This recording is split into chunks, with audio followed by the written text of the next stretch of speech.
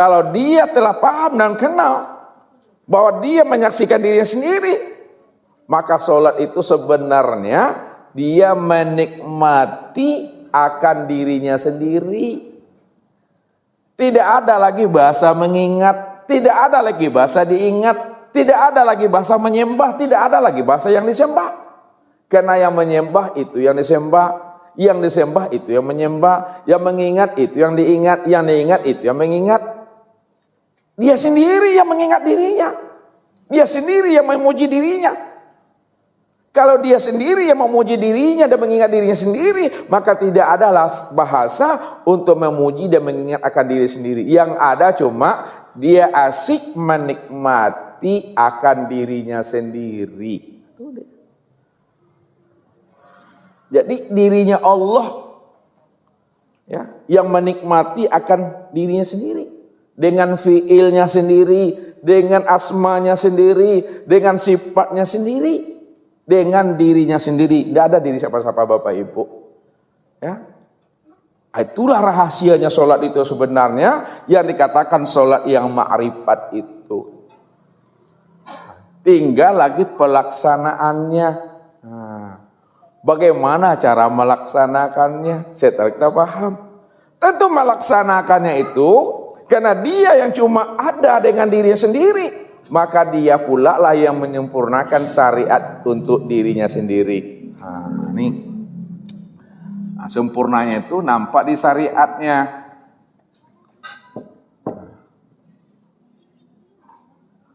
Ya. Di mana letak sempurnanya di syariat? Ya. Ini yang dikatakan namanya rukun 13 itu mesti kita pahami. Di dalam rukun 13 itu ada yang tersembunyi Bapak Ibu. Tahu Bapak Ibu, di dalam rukun 13 itu ada satu rukun yang tersembunyi. Ya. Rukun 13 itu terbagi berapa tuh Bapak Ibu? Hah? Nah, kita lihat dulu sebelum ini menyempurnakan ini. Rukun 13 ini sempurnanya di syariat itu terlihat di rukun 13 nih. Rukun 13 ini terbagi 3.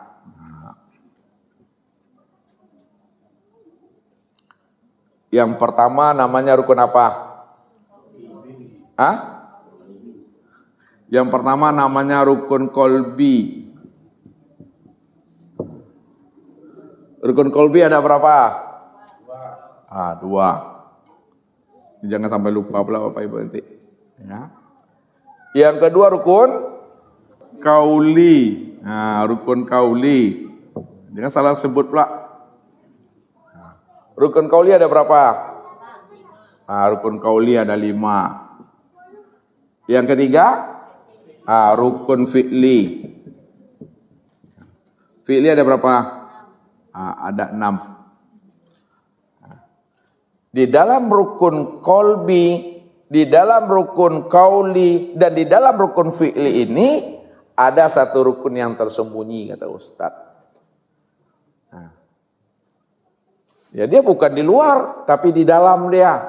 Tasuruk bahasanya. Nah, kalau awak tidak tahu yang tasuruk itu, nanti kita juga yang merasa kita yang berdiri itu. Kita yang merasa kita yang ruku, yang itidal, yang sujud dan duduk. Makanya mesti kenali, mesti pahami ya rukun yang wajib yang tersembunyi di dalam rukun 13. Nah, lihat yang tidak tahu. Banyak. Pertanyaan lihat yang tidak tahu. Banyak. Yang satu yang tersembunyi dalam rukun 13 itu, ini disebut namanya rukun tumak nina. Tumak nina. Baru jawabannya oh. Tumak nina itu apa artinya tuh Bapak Ibu? Berhenti sejenak. Ngapa berhenti sejenak tuh? Di antara satu hukum dengan hukum yang lain. Berhenti sejenak untuk membacalah lafaz doa-doa. Ya, itu makna harfiahnya dalam ilmu fikih. Kalau makna tumaknina itu aja, secara umumnya apa artinya? Tumaknina, tatmainul qulub. Apa artinya? Tatmainul qulub apa artinya? hati yang tenang. Kalau tumak nina, tenang. Nah, lihat. Tumak nina itu kenapa dikatakan rukun yang tersembunyi di dalam rukun 13? Tumak nina itu kan artinya tenang. Dalam ilmu hukum fikihnya, tenang itu kita membaca lafaz di situ. Nah, makna tenang yang sebenarnya, ya, memahami, menyadari bahwa yang berdiri, yang ruku, yang iktidal, yang sujud dan duduk itu aku, kata Allah. Itulah makna tenang tuh. Allahu Akbar. Ada tuh maknanya itu. Setelah takbir tuh maknina. Tenang. Maksudnya apa? Pahami, sadari yang takbir, yang berdiri ini aku, kata Allah. Allahu Akbar. Nah, ruku kan ada tuh maknina. Sadari yang ruku itu aku, kata Allah. Sami Allah liman hamidah. Atau maknina lagi. Sadari. Yang tumaknina ini aku, kata Allah. Yang sujud itu aku, kata Allah. Yang duduk itu aku, kata Allah. Itulah maksudnya. Yang tumaknina yang tersembunyi itu. Karena yang berdiri dengan sendirinya, yang memuji, tidak lain akulah yang memuji diriku sendiri. Dengan diriku yang bernama Muhammad, rupanya disebut insan. Itu yang tumaknina. Jadi di dalam rukun qalbi, qauli dan fi'li inilah kesempurnaannya. Ya. Di mana letak sempurnanya itu? Lihat, kalau kita sudah memahaminya, ya, maka hadapnya wajah ke tempat sujud. Nah, itu dia, hadap wajah ke tempat sujud, hadap dada ke Ka'batullah. Kan itu. Hadapnya hati kepada Allah, ya. Mulut membaca ayat, telinga mendengarkan bacaan ayat, akal pikir mengawasi apa yang dibaca oleh mulut dan apa yang didengar oleh telinga. Sedangkan perasaan menikmati akan dirinya sendiri mulai dari takbir sampai salam. Siapa yang menikmati dirinya sendiri mulai takbir sampai salam? Allah itu sendiri. Ini yang mesti kita pahami itu. Ya. Di dalam rukun qalbi. Rukun qalbi ini kan ada dua nih, Bapak Ibu. Nah, kalau memang betul dua, Bapak Ibu, yang mau orangnya itu. Pertama apa? Yang pertama niat. Yang kedua? Kedua tertib. Apa yang dikatakan niat, Bapak Ibu? Yang dikatakan niat itu adalah makhotaro bibalika. Apa yang terbetik dan terlintas di dalam hatimu itu adalah niat. Jadi sesuatu yang terbetik dan terlintas di dalam hati itu tidak berbunyi, itu tidak bersuara, itu tidak ada lafaznya. Ya, tidak ada hurufnya. Kalau dia berbunyi, berlapas dan bersuara, itu belum dikatakan niat, tapi namanya lafaz niat karena dilafazkan. Yang niat itu la sautun wala harfun. Tidak ada suara, tak ada bunyi dan tidak ada lafaz. Berarti dia di dalam hati. Kalaulah niat itu makomnya. Makom artinya makom itu tempatnya, itu di dalam hati. Kalaulah niat itu makomnya di dalam hati, maka yang dikatakan suara hati itu tidak ada huruf dan lafaz. Kalau tidak ada huruf dan lafaz, jadi yang ada dalam hati itu apa? Yang ada dalam hati ini apa? Nggak ada huruf dan tidak ada lafaz apa? Apa yang ada dalam? Kosongnya. Kalau tidak ada huruf, tidak ada lafaz, ya, berarti di dalam hati itu hanya kosong saja. Kosong jangan dibilang tak berisi. Ada isinya tuh. Makanya hati itu dikatakan Baitullah. Lihat. Hati ini dikatakan Baitullah. Apa artinya Baitullah? Rumah Allah. tempat memandang, tempat menyaksikan akan kehadiran Allah nyata dan sempurna pada diri. Makanya hati kita itu kosong aja. Yang kosong itulah yang sebenar ada. Yang kosong itulah yang sebenar wujud. Kalaulah yang kosong itu yang sebenar ada, yang sebenar wujud, yang sebenar ada dan yang sebenar wujud itu adalah Allah. Wa fi anfusikum afala tubsirun. Aku telah wujud pada dirimu, kenapa tidak kamu pahami, kata Allah. Maka ketika kita paham yang kosong itu tidak lain adalah wujud yang sebenar ada, yaitu Allah, maka disitulah dikatakan namanya ya niat kamaliyah. Nah, niat kamaliyah. Kamaliyah. Niat kamaliyah itu artinya niat yang sempurna. Kenapa dikatakan niat kamaliyah sempurna? Karena Allah di situ yang berdiri dengan sendirinya. Makanya tidak ada lafaznya, tidak ada huruf dan suaranya, hanya Allah saja berdiri yang dengan dirinya sendiri di situ. Nah, maka di dalam niat itu ya terbagi lagi kepada 3, Bapak Ibu. Nah, terbagi kepada 3. Ya. Nah, di dalam niat tadi, niat itu kan letaknya di hati. Nah, ada 3 bagiannya. Ya. Niat itu ada 3. Kita buat. Yang namanya niat kamaliyah tadi. Ini yang disebut namanya dengan qasad. Yang kedua, ta'yin. Yang ketiga, ta'rad.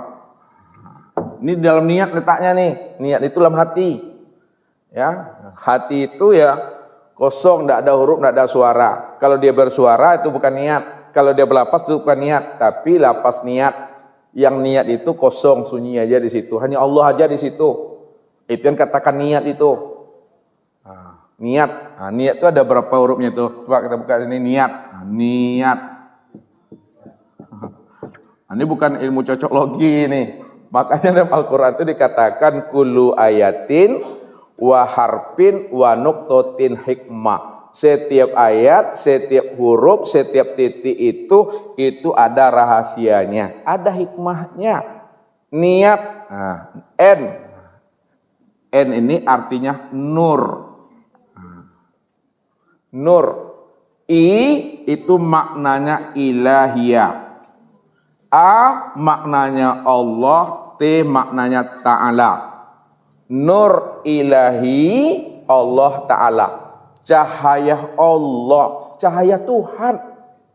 Nah, cahaya Tuhan itulah yang bernama Allah Ta'ala. Itu yang dikatakan niat.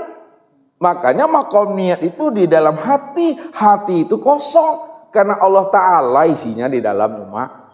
Ya. N itu nur. I itu ilahiyah, A itu Allah, T itu Ta'ala.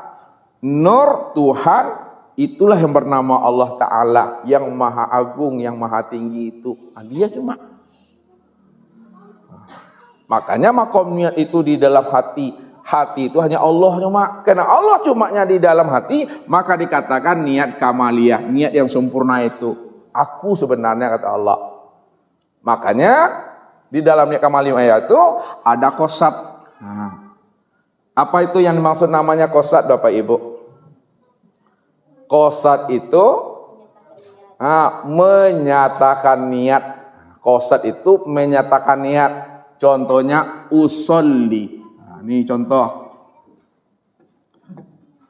Usolli. Nah, ketika Bapak Ibu mengatakan usolli, itu dikatakan qasad, menyatakan niat. Apa artinya itu usolli?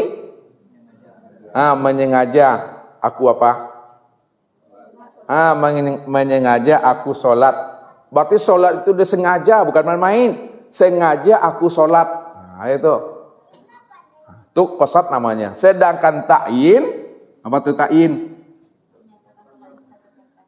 Menyatakan atau menjelaskan sholat apa yang kita dirikan itu. Ta'yin itu jelas, nyata. Nah, jadi menyatakan sholat apa yang kita kerjakan. Fardol maghribi. Fardol maghribi. Ini contoh aja nih. Apa artinya tuh? Fardul maghribi apa artinya? Salat fardu maghrib. Usolli fardul maghribi. Berarti usollinya qasad, maghribinya itu adalah ta'yin. Sengaja aku mengerjakan salat fardu maghrib. Kemudian ta'arud. Ta'arud. Apa arti ta'arud? Ta'arud itu menentukan berapa rakaat sholat maghrib itu kita dirikan. Berapa rakaat, Bapak Ibu? Salasa rakaatin. Salasa rakaatin. Salasa rakaatin itu yang disebut namanya ta'arud. Jadi usolli fardal maghribi salasa rakaatin. Lillahi ta'ala. Untuk apa sholat maghrib 3 rakaat itu dikerjakan? Untuk lillahi ta'ala. Lillahi ta'ala. Lillah. Untuk yang lillah ini zat. Makanya zat itu namanya Allah. Ta'ala itu adalah sifat. Sifat itu yang bernama yang Muhammad itu. Lillahi ta'ala. Aku yang sholat, kata Allah, nyata pada Muhammad. Maka Muhammad itulah tempat memandang nyatanya aku. Itu dia. Itu yang disebut namanya niat kamaliyah. Makanya di dalam niat kamaliyah tadi, di samping ada qasad, di samping ada ta'yin, di samping ada ta'arud, juga ada makomnya. Ya, sholat itu ada makomnya. Lihat. Makomnya ini yang pertama disebut namanya makom kalamullah. Ini Bapak Ibu, makom kalamullah. Kalamullah. Apa artinya itu makom kalamullah? Perkataan Allah. Di mana duduknya makom kalamullah? Di mana makomnya kalamullah itu? Makom kalamullah itu duduknya di dalam niat tadi. Mulai dari niat takbiratul ihram sampai selesai. Usolli fardal maghribi salasa rakaatin, ya, makmuman atau imaman mustaqbilal qiblati ada lillahi ta'ala. Allahu akbar.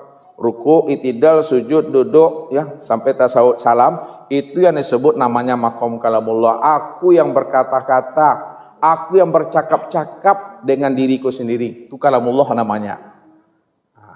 Jadi letaknya di niat sampai salam, itu kalamullah. Yang berkalam itu siapa? Allah. Yang kedua disebut namanya makom mi'raj. Makom mi'raj. Mi'raj itu artinya naik. Apa maksud mi'raj itu artinya naik?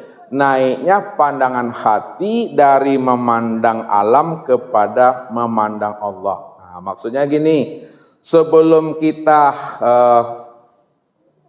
berdiri tegak betul, ya, sebelum kita berdiri, ya, kita kan belum mi'raj lagi tuh. Ketika kita belum mi'raj, maka yang terpandang adalah diri sendiri. Yang terpandang adalah jamaah kiri kanan. Yang terpandang adalah imam di depan. Yang terpandang adalah sejadah. Yang terpandang adalah sekalian alam. Ini sebelum mi'raj. Ketika kita mi'raj, pada saat itu hilanglah alam. Hilang diri. Hilang kawan. Hilang imam dalam pandangan hati. Maka yang kita saksikan hanya Allah semata-mata. Pada diri, pada kawan kiri kanan, pada depan imam, dan pada sekalian alam. Ini yang disebut namanya mi'raj itu. Lenyapnya pandangan kita dalam memandang alam, lalu nyatalah pandangan Allah dalam pandangan basirah kita. Ini yang diungkapkan oleh Rasul. Man nazara ila say'in malam yarallaha fihi fahuwa batil. Barang siapa pandangan hatinya, pandangan basirahnya tidak mampu memandang Allah dari setiap apa yang dipandangnya, maka itu adalah pandangan yang berdosa. Kenapa pandang yang berdosa? Karena dia masih terpandang sesuatu yang wujud selain daripada Allah. Nah, itu namanya pandangan yang berdosa, pandangan yang tidak bernilai ibadah, ya, pandangan yang tidak bermakrifat itu. Nah, kalau pandangan sudah berdosa, maka berbicara pun dah berdosa, mendengar pun dah mengandung nilai dosa, melangkah pun dah berdosa. Karena dia tidak mampu, yang memandang siapa, yang berbicara siapa, yang mendengar siapa, yang berpikir siapa, yang memegang siapa, yang melangkah siapa, yang berdiri siapa, tidak kenal dia. Itu dosa dia. Maka maqam mi'raj itu duduknya itu ketika takbiratul inilah takbir Allah. Lah menyerah namanya Bapak Ibu.